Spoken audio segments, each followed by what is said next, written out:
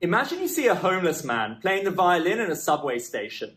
You reach into your pocket, take out a couple of dollars, give it to the man, wish him well, and you continue on with your day. But it's a shame, really. Just 30 more seconds and you could have taken that mitzvah to the next level. 30 more seconds and that good deed, that gift would have meant more to that homeless man than any other donation that he received that day. So what am I talking about? What takes place during those extra 30 seconds? To try and understand this, let's consider God's logic when asking the Jewish people to build the temple and light the menorah. Rashi tells us that this is God rewarding the Jewish people, and yet that seems so counterintuitive. God's reward, God's gift to us for dwelling on Mount Horeb for so long, is to serve him, to build for him, to light the menorah for him. So what is going on here? There's a beautiful midrash that tries to explain God's reasoning. It quotes God as saying, I don't need the light of the menorah. Rather, I wanted to provide you with the opportunity to give me light in the same way that I gave light to you in your lives. And this is the idea. God is trying to remove a debt that we will naturally feel for all that God has given us. God doesn't want us to feel overwhelmed by that guilt, by that burden of being unable to ever give back what was given to us. And therefore, Hashem provides us with that opportunity to give back. The Midrash goes on to give a parable of a sighted man who was walking home a blind man.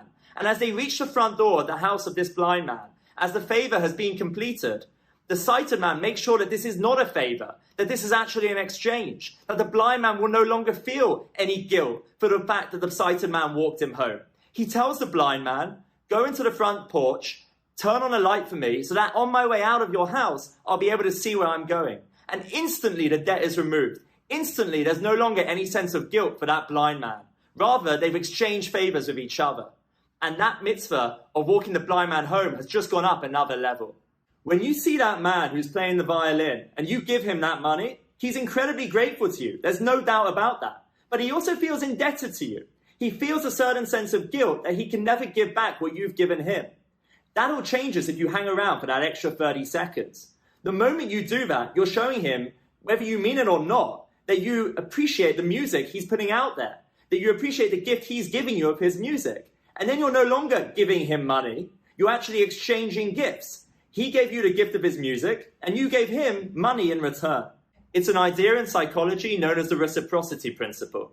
Another example is when someone thanks you for donating to the charity that they're collecting money for. You could respond, it's my pleasure, but you can maybe take it one level further. You could actually thank them for the opportunity to donate to such a worthwhile cause. You could tell them that you've been looking for meaningful ways to spend your money, and they've just given you one. And this applies to our relationships with all of the different people in our lives. Paradoxically, remarkably, the best way to give is not by giving at all. It's by exchanging, giving something to someone, but then immediately finding a way to validate them that they gave you something in return. Shabbat Shalom.